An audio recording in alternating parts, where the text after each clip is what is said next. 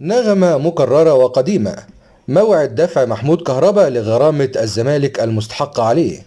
تقارير صحفية صادرة اليوم اتكلمت عن اللاعب محمود عبد المنعم كهربا لاعب النادي الأهلي، وعن موعد دفع محمود كهربا للغرامة المفروضة عليه لصالح نادي الزمالك.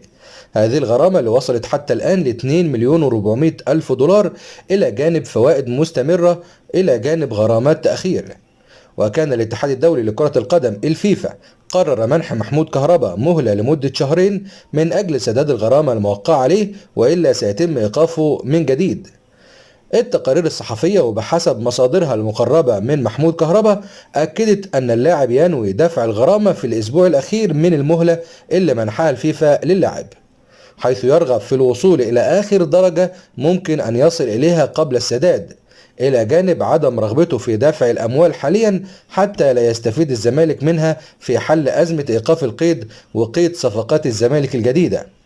النغمة طبعا نغمة مكررة وقديمة من الموسم الماضي ومنذ فترة الانتقالات الصيفية والشتوية كمان الماضية، بأن الغرامة جاهزة وسيتم دفعها عقب غلق باب القيد حتى لا يستفيد الزمالك.